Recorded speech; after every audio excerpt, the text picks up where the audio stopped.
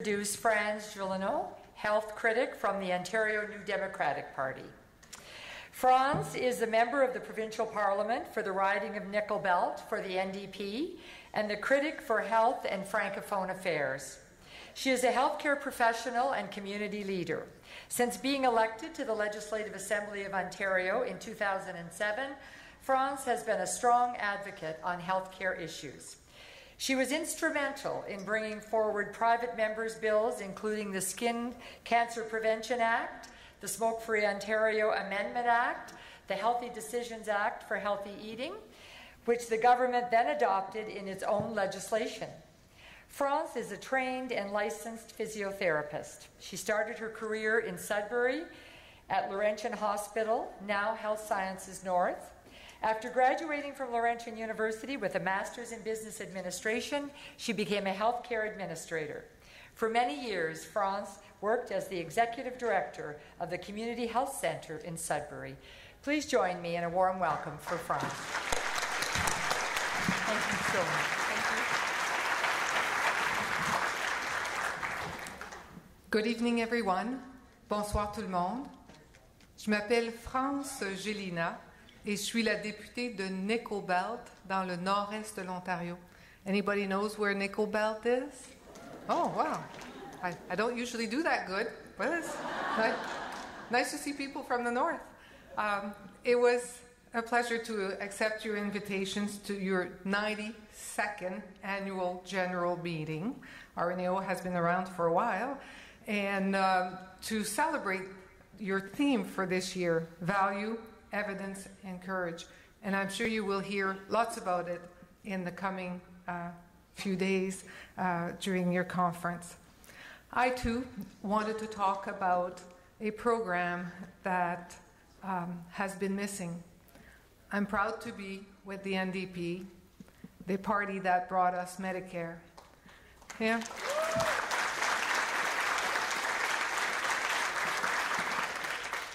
But when Tommy Douglas brought us Medicare, he was supposed to first start making sure that people could go to the hospital and receive care based on needs, not on ability to pay.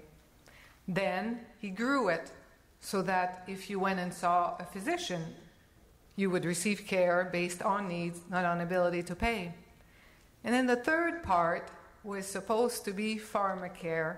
And 51 years later, we are still struggling with this.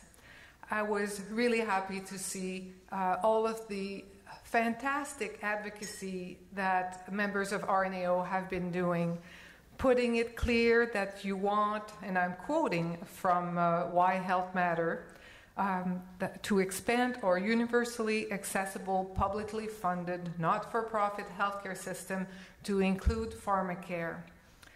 Well, I was really happy to unveil on Monday what a pharmacare plan would look like under an NDP government.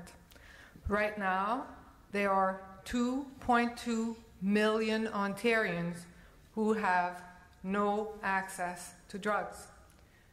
The Minister of Health mentioned it. You know exactly what that means.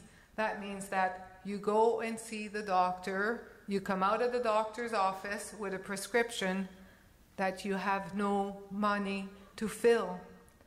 Right now in Ontario, 1 in 3 workers, those are people that work, that have an income, choose not to, it's not really a choice, end up not filling their prescription.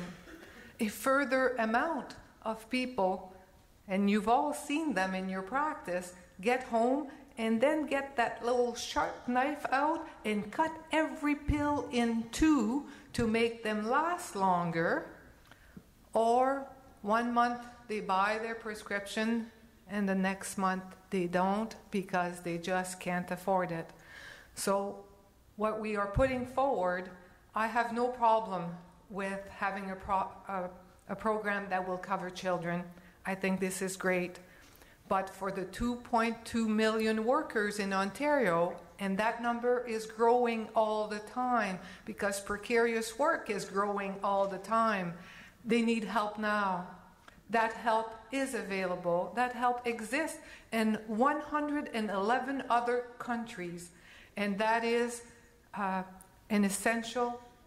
list of essential medicine that is covered universally, where you go to the pharmacy, they don't ask you your age, they don't ask you your income, they don't ask you if you have a job, they ask for your health card, and they give you your pharmacy, your prescription, no questions asked. I know that RNAO campaigned a long time for this. It is within reach. It is doable. Did you know that if we do this, there are lots of research on this, and they look at how much would it cost. Well, we took the worst case scenario. At the worst case scenario, it would cost $471 million. Well, $471 million looks like a lot of money to you and I, but if you compare this to the Ontario budget, it is 1/3 of 1% of the Ontario budget, and you would have every Ontarian covered with pharmacare. I think this is something worth doing, and I think that this is something that would fully embrace all of the hard work that RNAO has been doing for such a long time.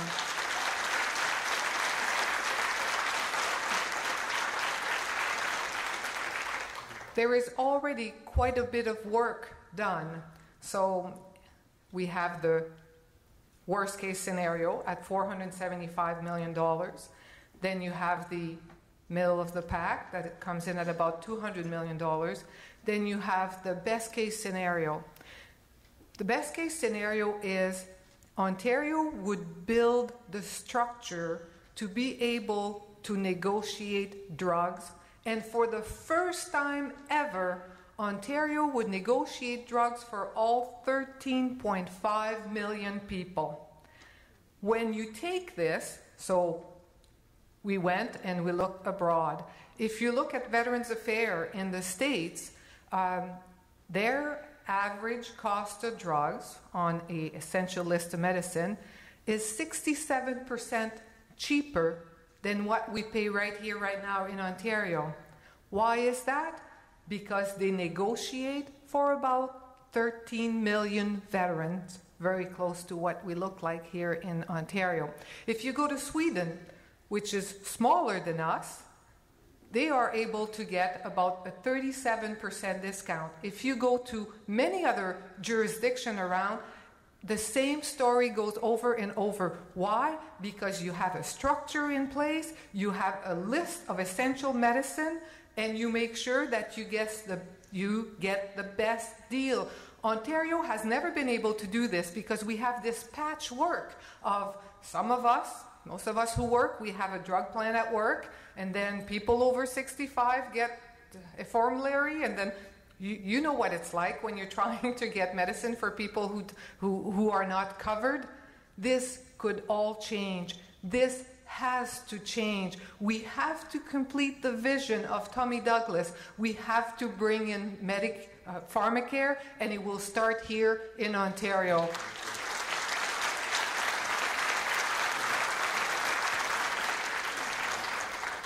And I would add to this, the sooner the better. We also had today a budget, and the Minister of Health spent quite a bit of time highlighting some of the budget that will have an impact on healthcare. I would encourage you to be extremely vigilant. There is nothing in this budget that will decrease the long wait that is measured in hours and days where I come from in the ER to get to be seen.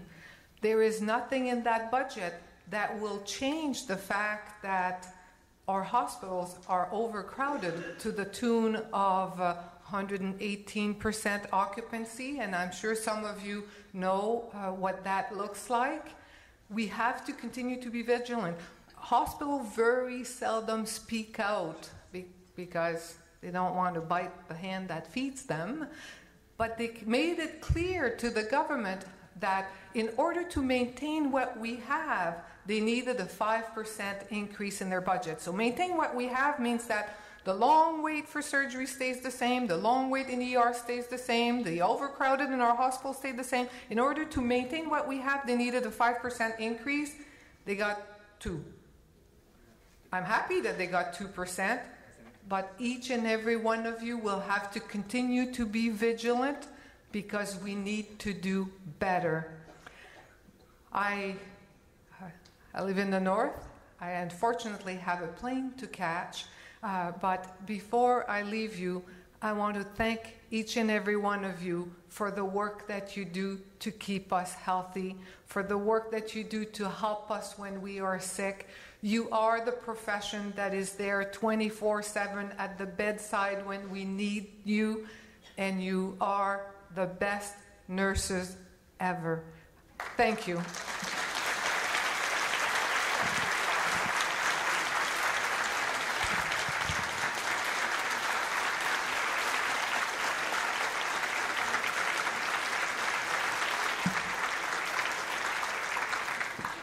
Thank you so much.